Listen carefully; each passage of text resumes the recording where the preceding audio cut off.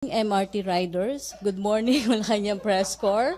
Welcome sa regular press briefing ni Presidential Spokesperson Harry Roque. Good morning, sir.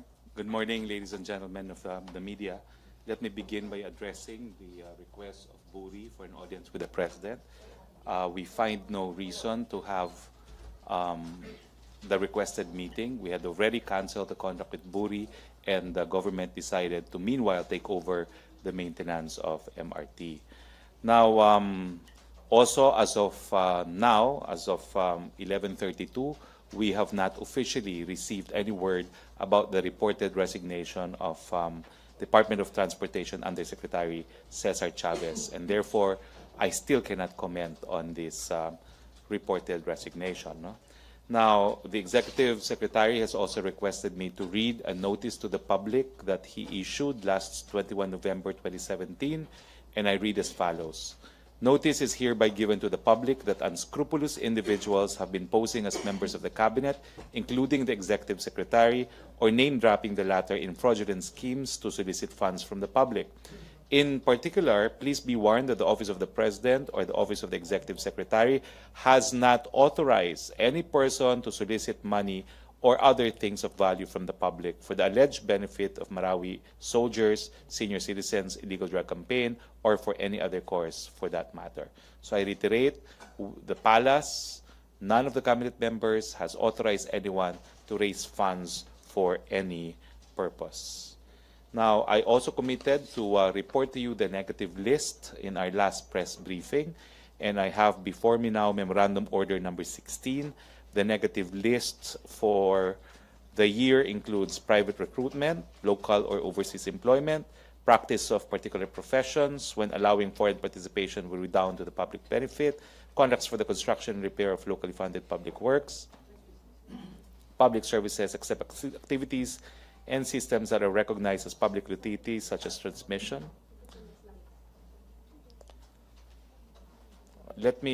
Or should I just distribute copies of this? Medyo mahaba eh. We'll just distribute copies of Memorandum number 16, directing the NEDA board and its member agencies to exert almost efforts to ease or ease restrictions on certain investment areas or activities with limited foreign participation. No?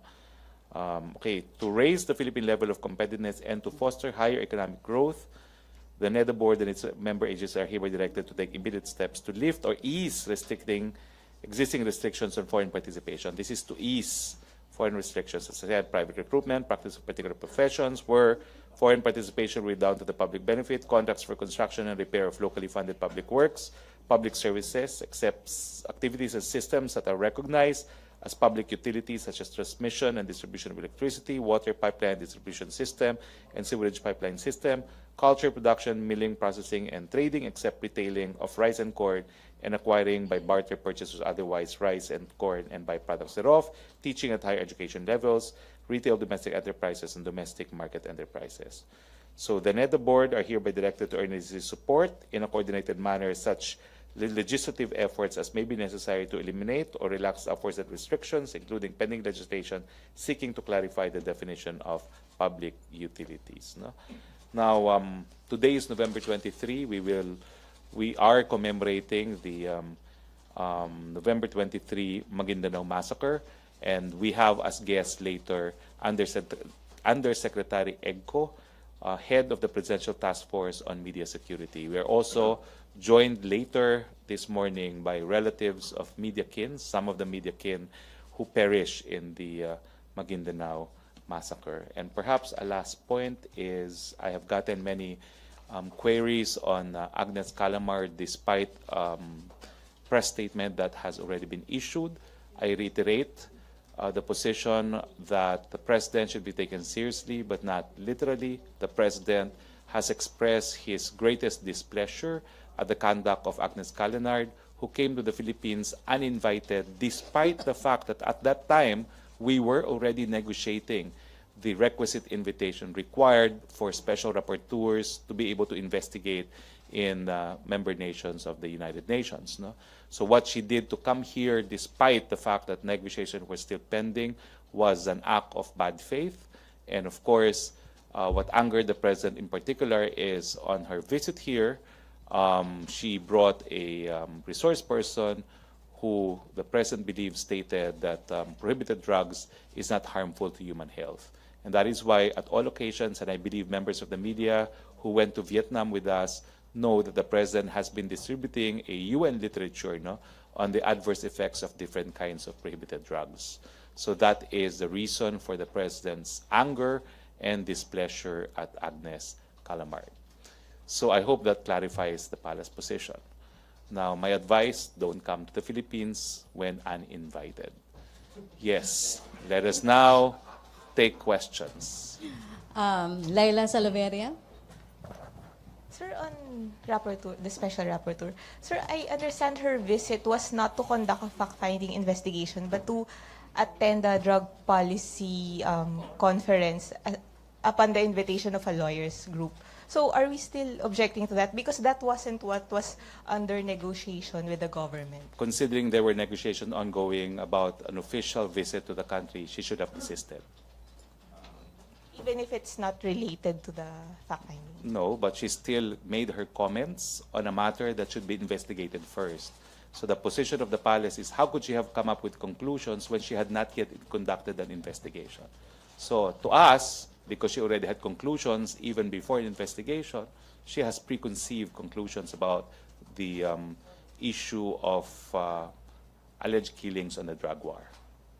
Okay, thank you. Follow-up? Follow-up, other issue? Okay, Pia, to be followed by Maricel. Hi, sir. Sir, yesterday the President said he would order the arrest of members of communist legal fronts. Can he do this? Yes, he can. President is a former prosecutor. He knows that there can be a conspiracy to commit the crime of both rebellion and the violation of the Human Security Act, because you can now be prosecuted for acts, overt acts constituting rebellion, also for violation of the Human Security Act, where the taking up of arms is intended for the purpose of inflicting fear or terror in the minds of the general public. And I think the statement of the President delivered in Taguig on the occasion of honoring the fallen soldiers from Taguig signifies that his legal basis would be that they are in conspiracy to commit both rebellion and acts of terrorism under the Human Security Act. But, sir, he also mentioned that this would apply to legal fronts, meaning non-armed necessarily. So how do we accuse them of rebellion when they're not necessarily armed? The President, as public prosecutor, has said that conspiracy is sufficient basis to accuse them of both rebellion and acts of terrorism, because in a conspiracy, the act of one is the act of all, even if they did not physically take up arms. If they are part of a conspiracy to commit acts of terror or rebellion, then they can be held liable under the theory of conspiracy. So being part of a leftist organization is automatically meaning that they are conspiring against the government? Not necessarily. Only what the President described as the legal front of the New People's Army, the CPP, NPA, the legal front. And I think we leave it at that, because those were the words used by the President. He will be advised by security forces on which of these legal fronts should be charged with conspiracy. So, sir, we're talking about just these three, not Akbayan, Bayan, many other leftist organizations. Akbayan claimed that they were victim of purging on the part of the CPP NPA. Bayan. So Those obviously kinds. you're very young. Sorry, You sir. do not know the purge, but the security Bayan, forces Piston, so will many. advise the President, and the Department of Justice prosecutors will act accordingly. Okay, thank you, Pia. Joseph? Sir, what are they doing now to merit the filing or to merit the arrest?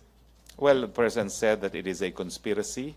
The President has shown frustration that while the Philippine government was exerting utmost effort to come up with a peace deal with the New People's Army, while talking peace, the New People's Army had been attacking our soldiers and civilians. So, napika na po ang Presidente, nais niya talagang magkaroon ng kapayapaan, nakipag-usap siya, pero habang nakipag-usap, wala pong hupa ang pag-aatake ng NPA.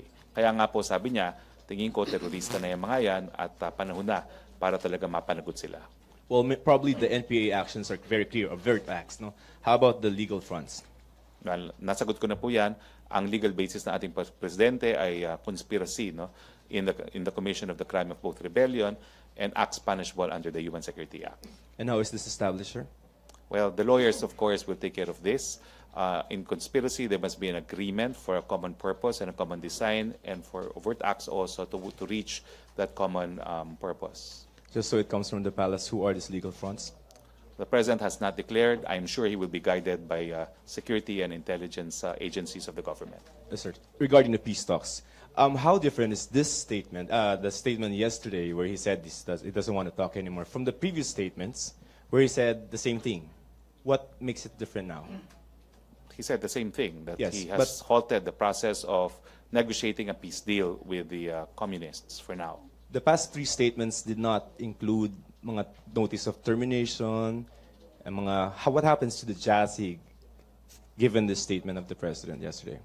Well, I think the office of the OPAP will be taking its cue from the President, and I do not want to second guess what the OPAP will do. So yung notice of termination po, what will happen? Meron ba tayong magiging ganon? Well, it's up to the OPAP now to act accordingly after the President issued basically repeated verbal orders that he wants to put a halt to ongoing peace talks for the time being. So without the notice of termination, what do we call this stage? Is it suspended or terminated? Well, the President has said that he will not resume peace talks for now. I do not know if it's a mere suspension or termination, but it's an unwillingness to proceed with the peace talks. One last question, sir. Yung proclamation, wala pa? None. Thank you. Last two on NPA, Inat and Bongbong. Sir, nabanggitin po ni Pangulo that sir here, Ah. that he wants to have the NPA leaders arrested again. Now they're out on bail. Will the DOJ or any concerned agency be moving to suspend the temporary bail granted? Sa Well, kanila? again, it's for the DOJ to act accordingly pursuant to the order of the President. In answer to your question, they should, because he has said that their temporary passes are effectively revoked, and if there are existing warrants of arrest against them, then they should be arrested anew. Sir, similar to Joseph, how final is this supposed cancellation? Because again, he's been talking about this for the past few months, canceling talks. And It's yet- final for now. But, sir, because many people, again, are waiting for the notice of termination, which, again, despite his pronouncements over the past few months, never came, yeah. I'll clarify the matter with OPAP, no? But as I said, the President is the Chief Executive. He has issued verbal orders repeatedly on the subject matter, which are identical. So it is final for now. No more peace talks with the NPA. Okay, last two on NPA, Raymond. I'm sorry. Sir, just Raymond and Rose Novenario. So just a quick one. Sir, so aside from the declaration, the mas terrorist sa NPA, hindi ba kailangan ng parang batas para, legally declare din as terrorist? Hindi na kailangan. So proclamation na lang ilalabas ng Pangulo. I don't think so, because in the first place, it is within the powers of the Chief Executive to characterize threats to national security. No? Although the criminal prosecution will have to be pursuant to an existing law. Okay? So because of the declaration of the President na no more talks with the NPA, so mababaliwala na lahat yung mga local talks. Like for example, kay Davao City Mayor Inday Duterte, I understand she's doing her own talks with the NPAs there in Davao. So what will happen to the local negotiations? I think local leaders can do as they deem fit. The order to cease with negotiations applies to agencies directly under the office of the President, and I'm referring to the OPAP. Sir, last point. Sir, aside from the NPA, yung sa kabila naman, yung Alex Bongkayo Brigade and other rebel groups, no plans yet to declare them also as terrorists? So far, the NPA was the only one targeted or stated by the President. I do not know if he will also declare other groups as being terrorist groups. Thank you, sir. Okay, Rose Novenario. Ay, good morning, sir. Yes, Sir, Rose. nabanggit niyo po na ipapataw na po yung, o gagamitin na Human Security Act against the CPP-NPA. Yun po bang Human Security Act ay ginamit po laban sa mga ISIS-inspired maute terrorist sa kasagsagan po ng Marawi dahil ang sinampalang po sa kanila ay rebellion cases lang po. Correct po, but what I do know is DOJ is also investigating acts that could be prosecuted under the IHL law and under the UN Security Act. Pati po sa iba pang mga terror groups po sa Mindanao, i-apply din po yung Human Security What I Act. do know is that they're also studying filing cases involving the IHL Act and HSA in the Zamboanga siege. Okay, thank you. Okay, other issue? Maricel Halili. Hi, sir. Good morning. Sir, morning. I understand that you haven't received the resignation letter from Yusek Chavez, but since he already announced it this morning, I just would like to get your view. What do you think of the timing of the resignation, considering the series of problems that are being encountered in I'm sorry, I can't MRT? comment on something that I've not confirmed. Pero, I'm sir, sure as journalists you'd follow the same practice, no? But we'll wait for the resignation and we will have a reaction in due course. kahit sir na-announce na niya. Unless it's official, I can't comment. All right. Sir, on other issue, may we have your reaction with regards doon sa ginawa po ng isang UK-based organization wherein they included President Duterte on their playing cards. Tapos ang feature sa kanya as joker and ang bansag is one of the hypocritical politicians. Is there anything we can do about that? That was your decision. Let it be. The president has always respected freedom of expression.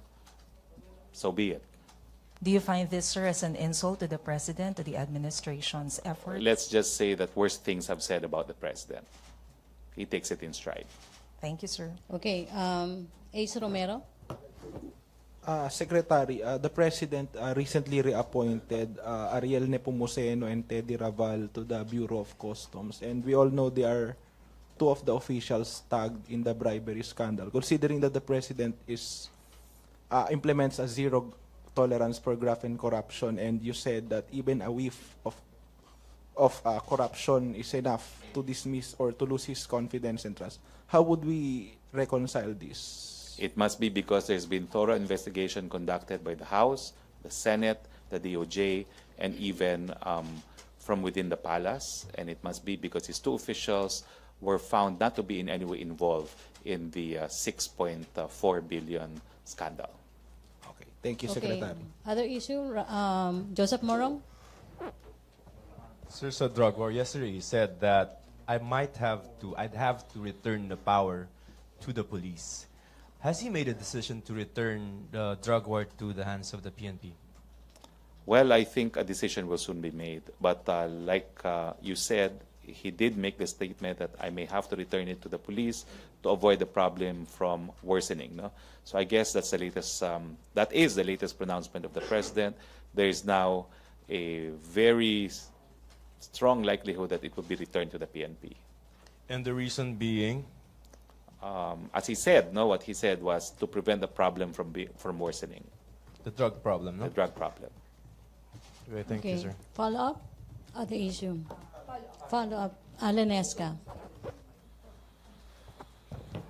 Morning, sir. Yes. Sir, about the drug war still, do you think the amount of time given to the PDEA is enough to evaluate if the problem is already worsening at this point? That's the president's call.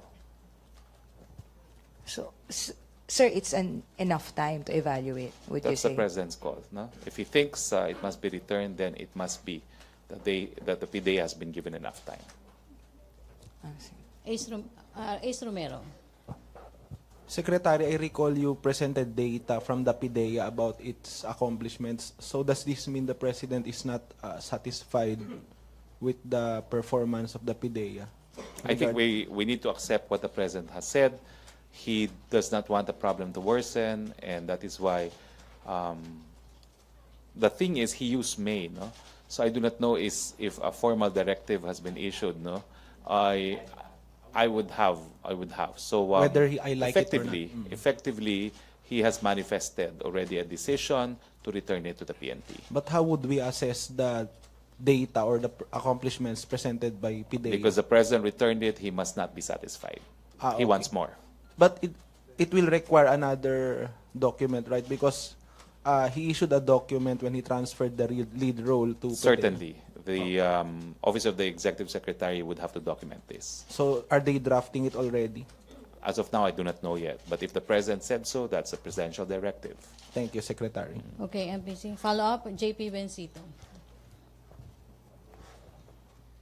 Sir, good morning. Sir, Good morning. isn't it alarming that the President will be returning the drug war back to the PNP when the President himself said that the PNP is corrupt to the core and no major reforms have yet to be implemented in the police force? I think the President has acknowledged that the PNP is not a perfect organization. He has said that he will clean up the ranks of the PNP. He has said that he will prosecute policemen who may be guilty of murder, as in the case of Kian. But he has also said that by and large, not everyone in the PNP is corrupt, and therefore he still believes in the institution. Sir, can we just get an update on what are the efforts currently undertaken by the government to cleanse the PNP? Well, the killing of Kian, I don't know if you read it, no? The PNP IAS, Internal Affairs Service, has actually said that the policemen are guilty of killing Kian. No? So they did not justify the killing as part of a legal engagement. So that shows, in no uncertain terms, that when the police abuse their power, they will be punished. Thank you, sir. Okay, questions? Henry Uri. Last two na to, ha? Henry and Pia. Henry. Sir, follow up lang dun sa pagbabalik ng control ng illegal drug campaign sa PNP. Ano ho yung talagang nag-meet siya? Bakit ang Pangulo gusto na agad o gusto na uling kunin at ibalik sa PNP yung ano mga pangyayari na nagpapanting ng tenga sa Pangulo? Well, kakasabi lang po niya ito kailan lamang, no? At ang sinabi nga niyang rason ay para hindi na lumala pa ang problema. So ang kasagutan ko po, sinagutan po yan ng Presidente, ayaw niyang lumala pa ang problema.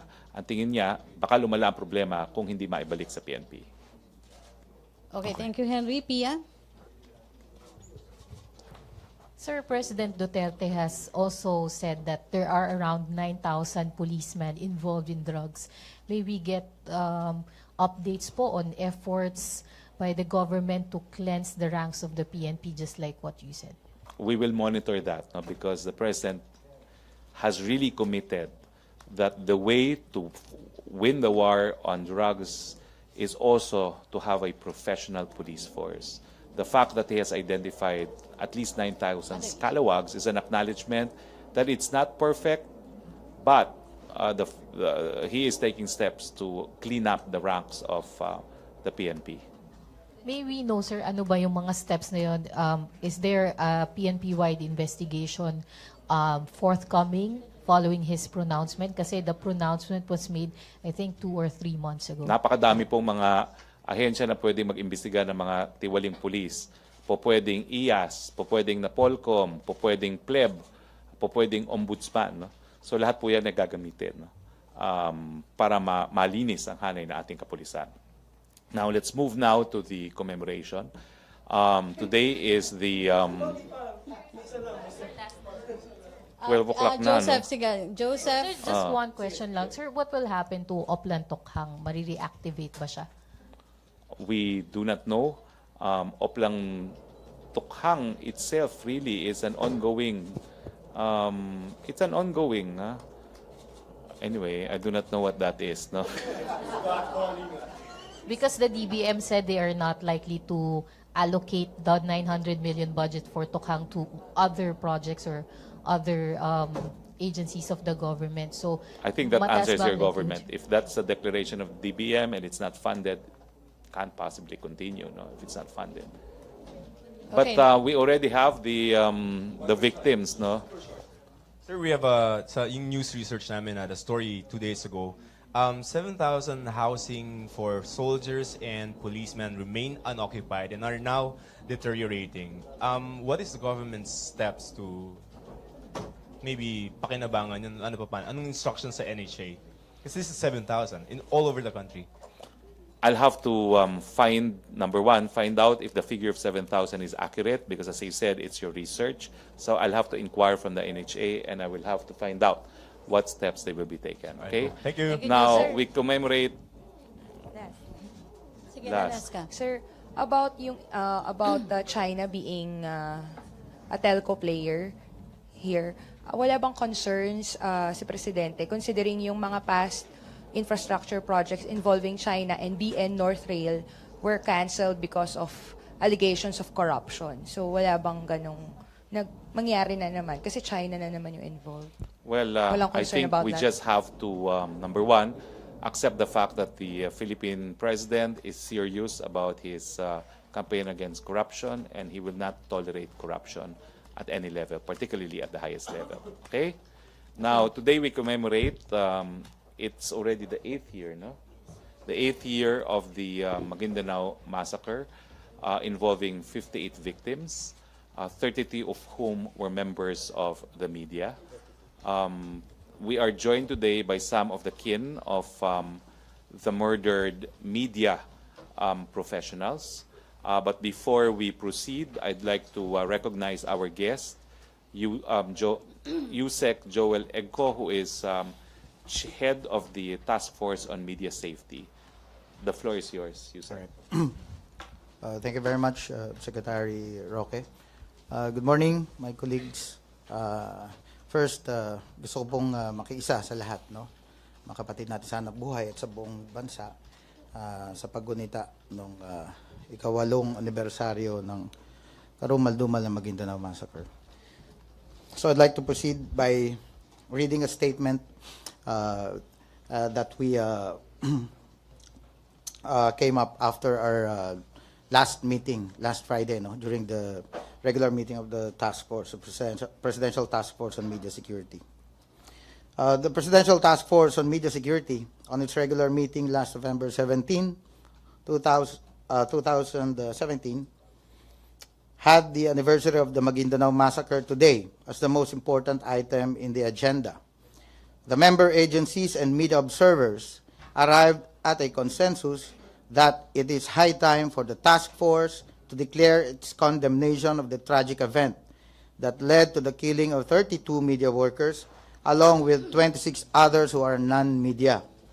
In this meeting, the Department of Justice, which sits as chair of the task force through Assistant Secretary Juvie Arman Wong, updated the body regarding the status of the said case. Since the trial has been going on for the last 8 years, the task force urgently pushes for the following. There are 4 important measures that we're pushing right now. First is, of course, end impunity. Second is speedier trial. Third is partial judgment. And number 4 is the intensified manhunt for those suspects who are still at large. As of our last tally, 58 counts of murder have been filed against 188 accused, 106 of whom are now behind bars.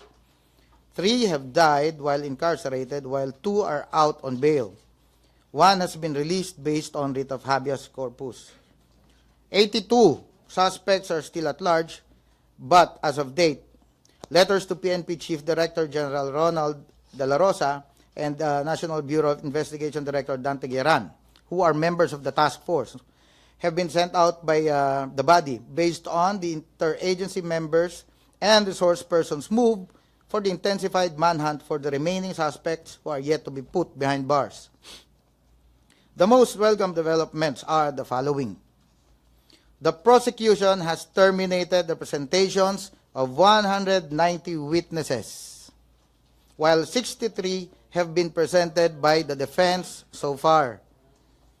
Currently, 22 of the suspects have terminated their presentation of evidence, 13 of which were submitted for decision. There are 21 accused who are currently presenting their evidence. Take note, a memorandum will be filed by the prosecution within the month for Ahmad Ampatuan Sr. and Anwar Ampatuan Sr., and thereafter be submitted for decision. The DOJ estimated that at the rate the trial is moving, the case may be resolved, conservative projection po ito, well within 4 years or well within the term of President Rodrigo Duterte, based on the assumption that the defense will present an equal number of witnesses as that of the prosecution. Kung 190 ang prosecution, baka mag-present ito ng mga 190 or 200 din.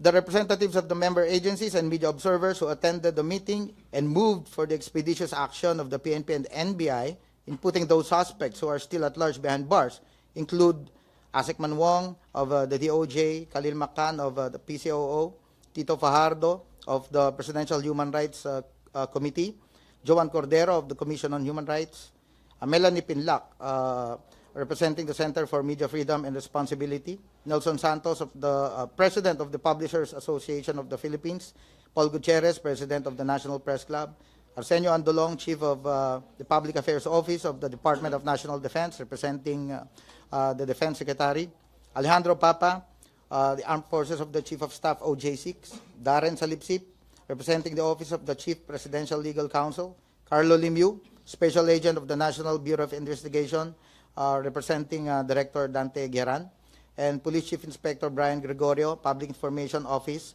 of the PNP.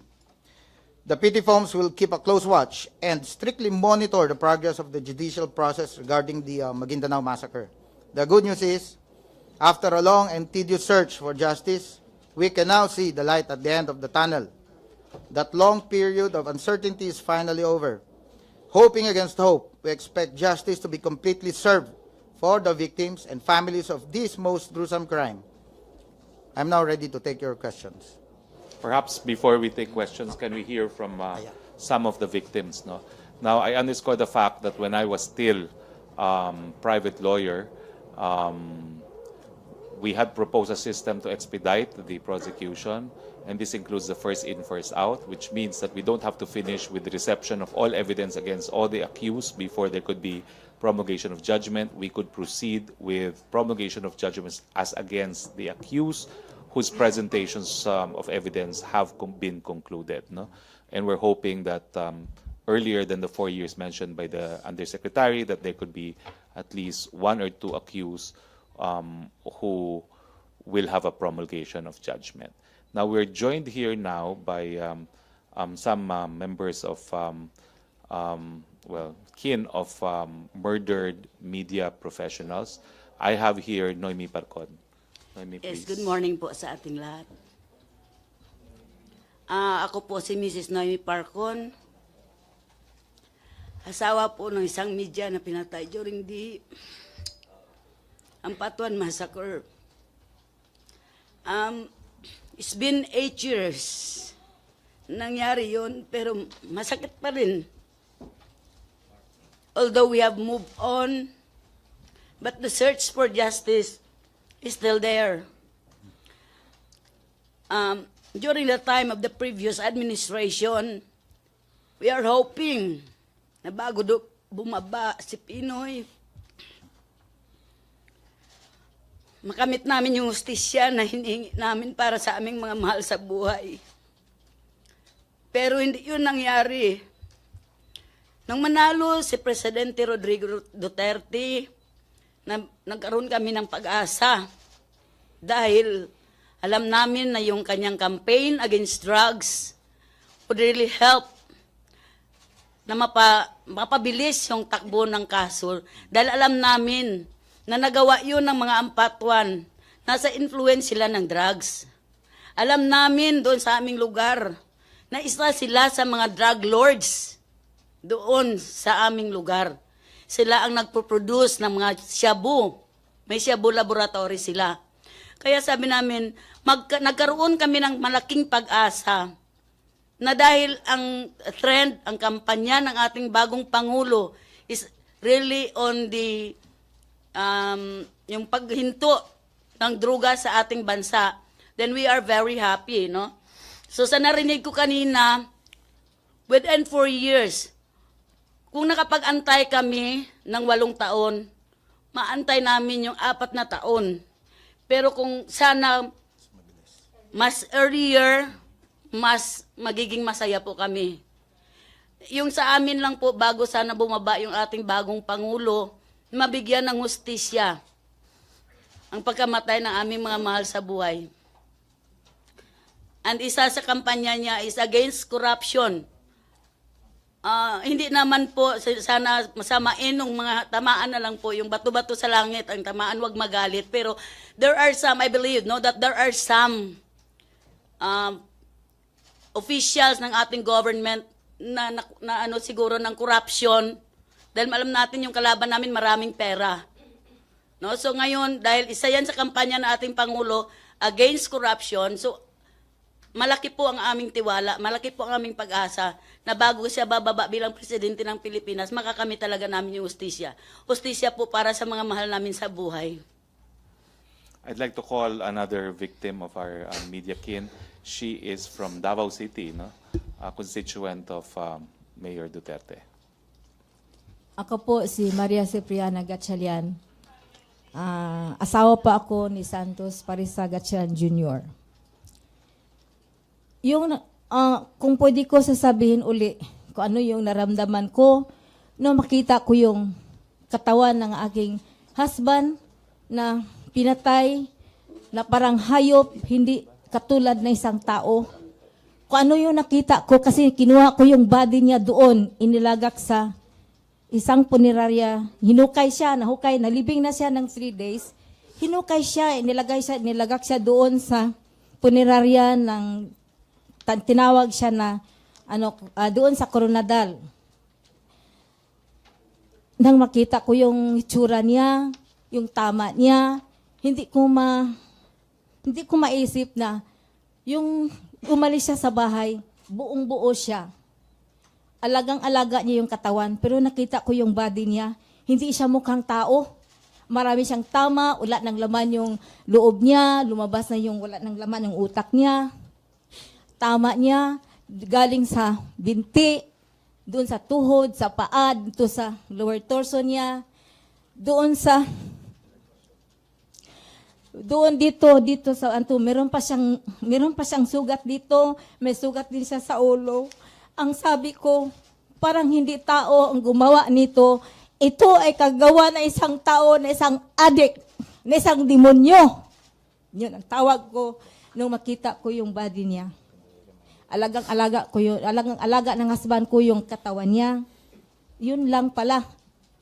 Hindi na siya mukhang tao. Kasi bloated na siya. Sabi ko doon sa punerarya, ma'am, isauli mo yung mukha niya, ma'am, kasi gusto ko makita siya ng anak ko, ma'am. Ma'am, hindi pwede ibalot namin yan. Paano yan makita ng anak ko, ma'am? Sabi nila, ma'am, lagyan mo na lang malaking picture ang coffin niya. Nung dumating sa bahay, dinala ko siya doon sa Davao, doon ko siya nilibing. Nag-hire ako ng van na sasakyan ng coffin niya. Tapos dinala ko siya sa Davao, doon ko siya inilibing. Inilibing ko siya ng yung mabuting pagkalibing sa kanya. Sabi ng anak ko, ma, gusto namin makita yung mukha niya, hindi pwede. Kaya, hindi natanggap ng mga anak ko, napatay ng papa nila. Parang akala na nagbakasyon yung papa nila. 1 year, hindi natanggap ng anak ko ang pagkamatay ng papa nila. Alam ba niyo anong ginawa ko? Kasi para silang, na-depress sila. Sabi ko sa kanila, mga anak, isipin na lang nyo, nagbakasyon yung papa ninyo. Ito na lang, tingnan nyo yung picture niya doon sa table natin. Nilagyan ko yun ng flowers at saka kandila. The whole day, meron siyang kandila. So every day, meron siyang vigil candle. Sabi ko, every end of the week, pupunta tayo sa libingan niya, kausapin niyo siya, talk to him in your heart. So, ginawa ko niya ng 1 year na ganun, nahil ang mga anak ko. Pero kahit isang picture ng husband ko na nakasa coffin, wala kami kahit isa. Ang alam ko lang patay ng husband ko, yung death certificate. Ayaw mabasa ng mga anak ko ang resulta ng medical legal. Ayaw nila makinig. Masakit sa kanila. Kaya gusto ko makamta ng hustisya. Kahit naka-move on na kami mga anak ko, sabi ko mga anak, grow up normally. Ako lang ang mag-fight ng case. I want you to be happy and live up a normal life. Be happy, be contented. Ako lang bahala. Sa awa ng Diyos, ang mga anak ko normal ngayon. Nakatapos na sila sa kanilang pagsisikap at sa tulong ng mga NGO, ng mga ng NUGP, ng FFJ, ng Bantay Bata. Sa awa ng Diyos. Pero ipagpatuloy ko ang pakibaka na makamit ang hustisya para sa katahimikan ng husband ko at ng mga biktima na Maguindanao Massacre. Kasi ang iba hindi pa naka-recover. Thank you.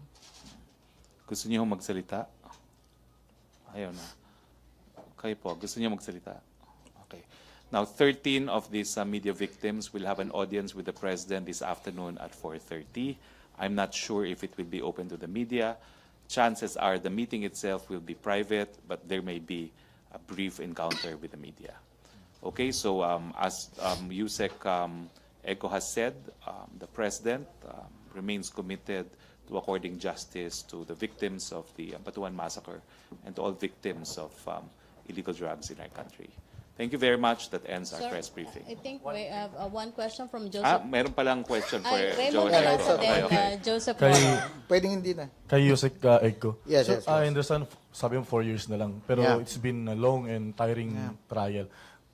Kumusta po yung update natin kung lahat ba ng pamilya ng biktima ay lumalaban pa rin? At Alright. I understand na may mga gumagapang, moneyed, may influential yung mga suspects. So may umatras na ba? At sana naman ay wala. Okay, good question. Thank you for raising that up. During our last meeting, it was raised by one of the media representatives, no, sa task force. If I'm not mistaken, it was Paul Gutierrez of the National Press Club. And he informed the body that out of the 32 families, it seems that only 18 yata ang, according to them, this is not my information, 18 ang interesado. So what I did was I threw the question to the body and asked them, what if worst case scenario hindi na interesado lahat, no? Hindi naman po mangyayari 'yon, I'm sure. What if hindi mawalan nga ng interest? So ang resounding reply by everybody, the lawyers, the law enforcement officials there and also the media representatives, wala pong magiging problema. Because it's a crime against the people and tuloy-tuloy yan. Tuloy-tuloy na yan. Whether or not may mawala ng interest or mabuo. But ang habol po natin ngayon, that's why we are saying this now during these press briefings, that we are seeing now the light at the end of the tunnel. And I hope bumalik yung interest ng mga sinasabing nawala ng interest. May pag-asa po, malapit na po. Benji Liwanag, bago si Joseph. Sir, itanong ko lang, do they still receive threats or may mga banta pa ba sa mga buhay ninyo? So far po, wala naman po. Wala na po. At saka gusto ko pong i-clarify yung mga bribery ng mga ampatuan. Wala po sa grupo namin na nag-offer na bayaran kami para umatras po sa kaso. Kaya tuloy-tuloy ang laban namin kahit nung una po mayroong mga na yung bago pa lang nangyari. Pero sa ngayon po talagang we are decided talaga kami na ipaglaban yung kaso. Kahit po walang pera, basta makuha namin yung hustisya po para sa pamilya namin. May suporta pa ba na natatanggap kayo coming from the government? So far po, wala.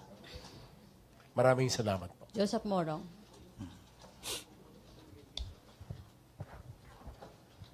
Spokes, you've represented some of the victims, no? Yes. And from a legal point of view, how is the 4 years going to be possible? Meaning, what steps can the government take, can the DOJ take, to expedite the trial, given the sheer number of witnesses and the accused? Alam niyo po yung minungkahi namin na in-adapt naman ng Korte Suprema na first in, first out. Kung gagamitin po yan within the year, kakayanin magkaroon ng desisyon laban sa isa, dalawang akusado. Although there are 58 counts of murder, we only need one to put everyone behind bars. So ang akin po, hindi ko na po aantayin yung 4 years, no?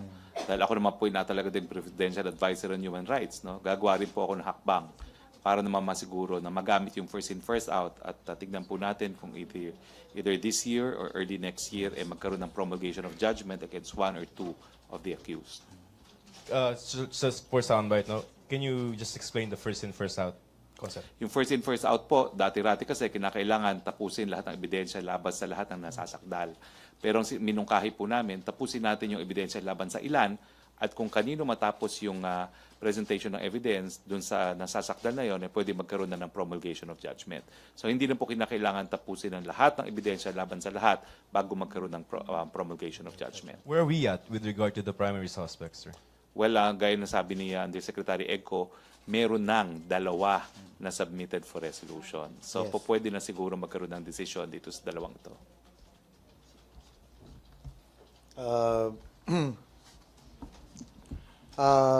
Yung subject ng memorandum to be filed, no, within the month, by next week, yung kay Ahmad Ampatuan Sr. and Anwar Ampatuan Sr. So plus 13 na initially nag-submit for final decision, we're looking at the fastest siguro 15. There are 15 submitted. Submitted. So I think we don't have to wait for years for Yes.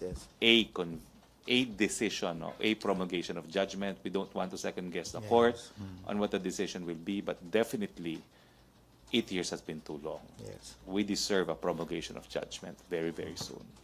If I may add, Secretary, how the DOJ came up with that projection, no? Yun nga, if 190 ang present ng prosecution, tapos na sila. So right now, they're looking at the worst case scenario, 190 rin ang ipe-present ng defense. Or say 200. They have already presented 63. So we're looking at worst case scenario, again, 140 to 150 na witnesses. So doon nila bination kung ganun kahaba, aabot malamang ng 4 years at the rate the trial is going. However, my question was, what if 100 lang? So mas mabilis. But of course, tama, as Secretary Roque said, we don't want to second guess the court or jump the gun on the judge, who is actually the members of the task force welcome the pace at which the trial is ongoing. Imagine 3 hearings every week. So at that rate, hopefully talagang let's hope against hope. Yung 4 years, kahit man ako'y naiinip, pero umasa po kayo. Sabi nga po, alam po, kabisado po ni Secretary Roque yan. Umasa po kayo. Baka hindi talaga umabot ng 4. Pero ayaw naming magbigay ng false hopes. Eka nga. Doon lang tayo sa sinasabi ng mga datos, ng mga impormasyon, at yung actual na galaw ng kaso na noon po kami man ay bulag. Hindi namin alam ang nangyayari before. Ngayon po alam na natin. Well, ako naman po, no, dahil in my capacity as Presidential Advisor on Human Rights, hindi tayo papayag na 4 na taon pa. Gagawa tayo ng hakbang. Okay. Okay. Maraming salamat.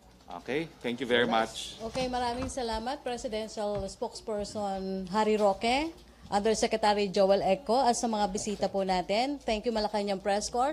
Back to our main studio sa Radyo Pilipinas and PTV.